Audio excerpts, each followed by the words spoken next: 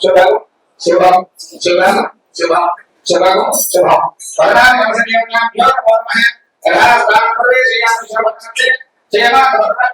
పనిచేసేటప్పుడు ఏంటంటే రీఫ్రెష్ అన్నమాట. అంటే మన శుద్ధి అయిన తర్వాత దేవుడి దగ్గరికి వెళ్ళాలి. మనం అనేకమైనటువంటి పొరపాటు చేసుకోవాలి అనుకుంటాం. అవన్నీ రాగానే కాలు కడుక్కోవాలి, చెప్పులు గురించి కాలు కడుక్కోవాలి కదా. ఎవరికి వచ్చిన భౌతికంగా శారీరకంగా మానసికంగా మనం శుద్ధి అవ్వాలి. ఆ శుద్ధి అనేది పుణ్యావచనం. దీంతో మన శరీర శుద్ధి అయిన తర్వాత భగవంతుడు ఏం చేస్తాడు, మనం చక్కగా నీటిగా అన్ని కల్పిస్తే మంచిగా వెండి పంపిణీ నీటిగా ఉంటే తీసుకుంటాడు. చేతులు కూడా కట్టుకుంటే పక్కన ఇస్తే మనకి చేతులు కట్టుకునే మరి దేవుడికి ఇచ్చినప్పుడు ఎలా ఉంటారు పదార్థాలు? ధూమం దీపం నైవేద్యం పుష్పం పదార్థం ఇచ్చినప్పుడు శుచిగా ఉంటారు. అప్పుడే మనం స్వీకరిస్తారు. కాబట్టి శుద్ధి చేసి మన శరీరాన్ని మన యొక్క ఆత్మని శుద్ధి చేసుకుని పూజ మొదలు పెట్టుకోవాలి. మరి శుద్ధి ఇప్పుడు మండపాల ఈ మండపాల హోమం జరుగుతుంది. అభిషేకానికి కూడా పూజలు అయిపోయినాయి కాబట్టి ఇక్కడ మండపాల తర్వాత హోమం జరుగుతుంది. కాబట్టి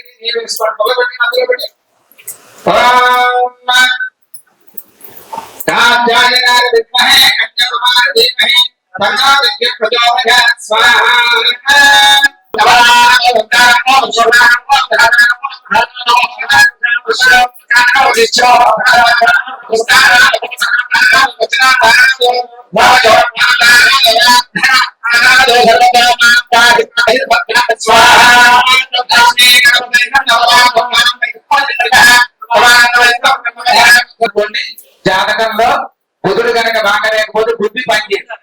బుద్ధి ఈ బుద్ధి అనేది అసలు పనిచేయదు. బుధుడు రాకుంటే మనం చేసినటువంటి పనులన్నీ కూడా ఆలోచించి చక్కగా చేస్తాం. లేకపోతే మధ్య లేని పనులు చేశామంటే అని అంటాం కదా, అది జాతకంలో బుధుడు బాగా లేకపోతే. అదే జాతకంలో బుధగ్రహం బాగుంటే మనం అన్ని కూడా ఆలోచించి చక్కటి నిర్ణయాలు తీసుకొని చేస్తాం అన్నమాట. కాబట్టి జాతకంలో ఒకవేళ బుధగ్రహ దోషాలు ఉంటే బుధగ్రహ దోషాలన్నీ కూడా పోతాయి. బుధగ్రహాయ విధంగా అనుకోండి.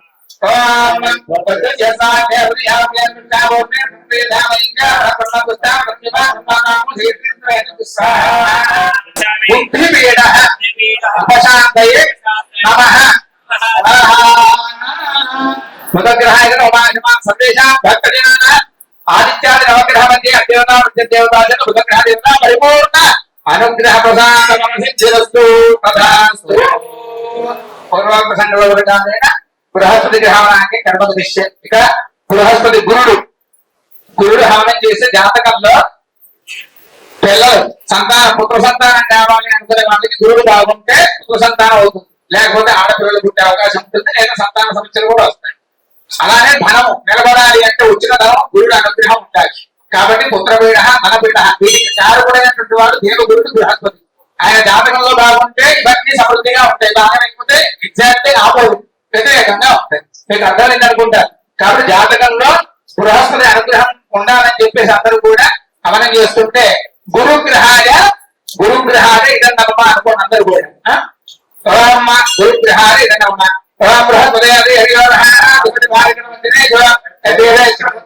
శుక్రుడు జాతకంలో శుక్రుడు కొంచెం ఒదుగుతో కొంచెం నీరసాలు వస్తాయి, విశేష హోమాలు కాబట్టి కొంచెం నీట్ అవుతుంది.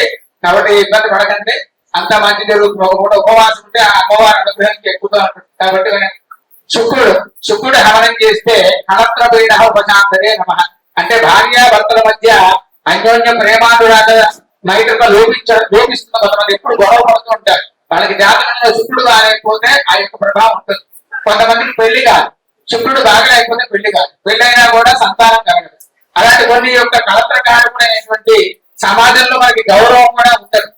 బాగలేకపోతే అదే బాగుంది అనుకోండి, చక్కగా భార్యాభర్తలు అబ్బా ఇంత అన్యోన్యంగా ఉన్నారు చూసారా అని చెప్పి అనుకునేలాగా ఉంటారు. భార్యాభర్త చూసారా ఎక్కడికి వెళ్తే అబ్బా అది చూస్తే మంచస్ బాగా ఉంటారు, సినిమా హీరోయిన్ లాగా ఉన్నాడు అబ్బా భలే ఉన్నాడు అనుకుంటా. అది శుక్రుడు బాగుంటుంది. బాగలేకపోతే వీడు అవుతాడు, కనీసం మొహం కూడా గడుపుతున్నాడు లేదు అని అనుకుంటాను చూసారా. ఆ యొక్క శుక్రుడు బాగలేకపోతే అలా అనుకుంటాం, అలా ఉంటుంది ప్రదోషం. కాబట్టి ఈ యొక్క శుక్రుడు జాతకంలో బాగలేకపోతే ఆ శుక్రుడి యొక్క దోషం పోవడం కోసం శుక్రుడి నామం చేస్తున్నాం. అందరూ కూడా చక్కగా శుక్రగ్రహాలు ఇదన్నమ్మ అనుకోండి.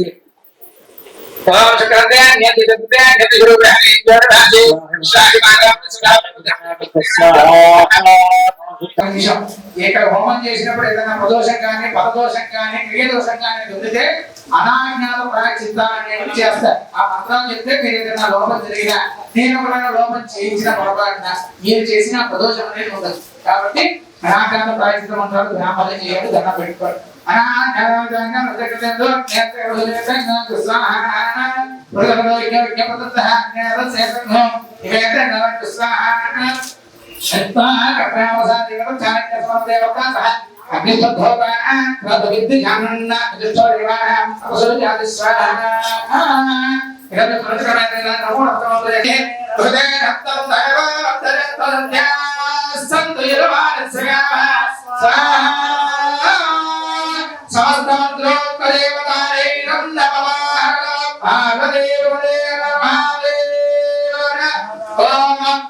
మీరు పదం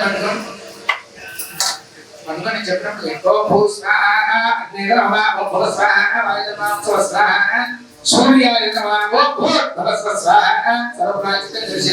అక్కడే అందులో మొత్తం వేసేయండి. అందరూ వేసేయండి అమ్మా. 12 అక్కడే అందరూ చెప్పండి. అజ్ఞయే శిష్టకృతయ వినన్నామ అయిపోయింది. చెప్పండి. హోమ సంపూర్ణత భవసిద్ధ్యర్థం పూర్ణాహుతి దోష్యామి. అమ్మయ్య అనుకుంటాను. పూర్ణాహుతి ఇక్కడ పెట్టేసి చక్కగా పూర్ణాహుతి ఇక చెప్పలేదు. పూర్ణాహుతి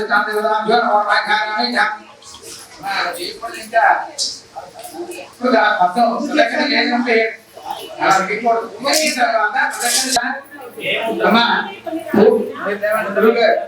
మీరు లేచి పూర్ణావళి పళ్ళని తీసుకొని ఇక్కడ ఉన్నటువంటి ప్రధానంగా హోమం చేసిన వాళ్ళ ముందు ముట్టుకున్న తర్వాత ఇక్కడ ఉన్న భక్తులందరినీ ముట్టుకోమనండి. అమ్మా కంగారు పడుతూ మీ దగ్గరకు వస్తుంది, పళ్ళని కింద పడేయకండి. ఆయన వస్తారు. అందరూ కూడా పూర్ణావళి అధిష్టానం ఒకసారి ఇక్కడ ఉన్న వాళ్ళకి ముందు ముట్టుకోమనండి. అమ్మా ఒకసారి అందరికీ చూపించండి. అమ్మా అందరూ ఏ పడతారు ఒకసారి తీసుకెళ్ళండి. అయ్యా చూపించండి అందరికీ. ఒక 2 నిమిషాలు ఎంత చేసి ఈ ఫలితం అంతా ఇంట్లో ఉంటుంది. 2 నిమిషాలు రొక్క పడితే అయిపోయింది. 2 నిమిషాలు కాబట్టి 2 గంటలు చేస్తున్నాను మీకు అనుకుంటాను. అలా ధారగా నెయ్యి పోస్తున్నాను. అందరూ నమస్కారం చేసుకోండి.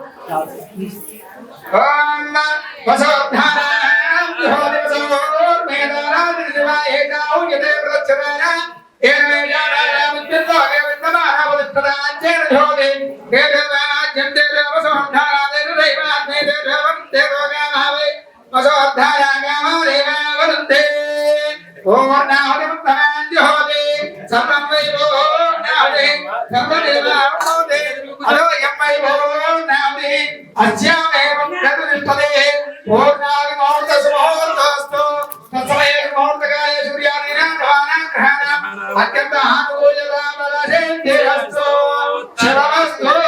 అందరూ కూడా చక్కగా అగ్నిహోత్రుడి పూర్ణావతి అయింది.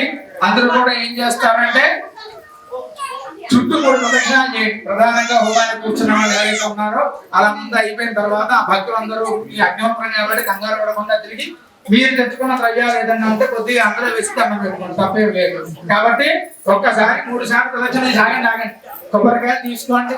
3 సార్లు ప్రదక్షిణ చేసి కొబ్బరికాయ కొట్టి ఆ గట్టు మీద పెట్టిన తర్వాత బ్రాహ్మణులు చూడండి ప్రదక్షిణ చేయండి.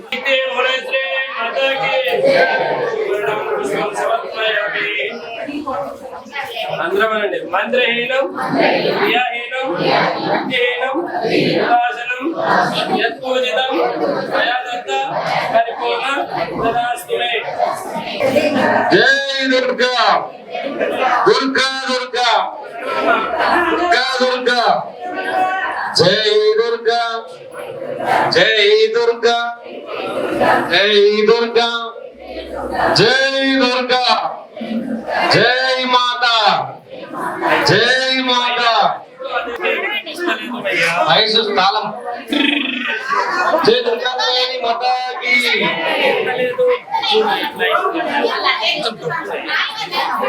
జయ గణేశ జయ గణేశ జయ గణేశ దేవా జయ గణేశ జయ గణేశ. శ్రీధర చూపులే మాకు అందగా.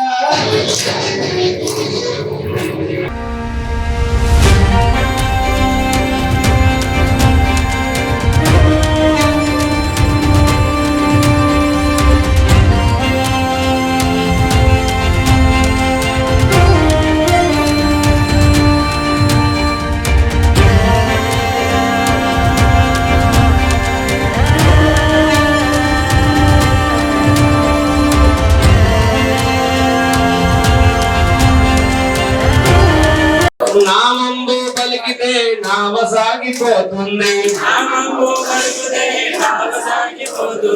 అమ్మవారి నౌక సాగిపోతున్నది.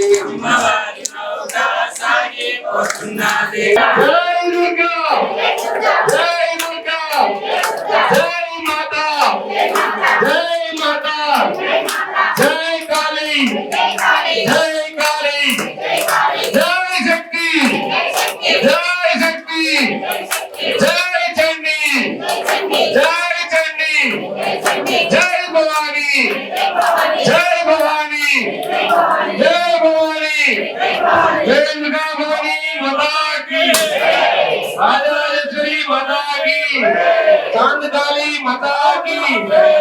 మాతాకి. జై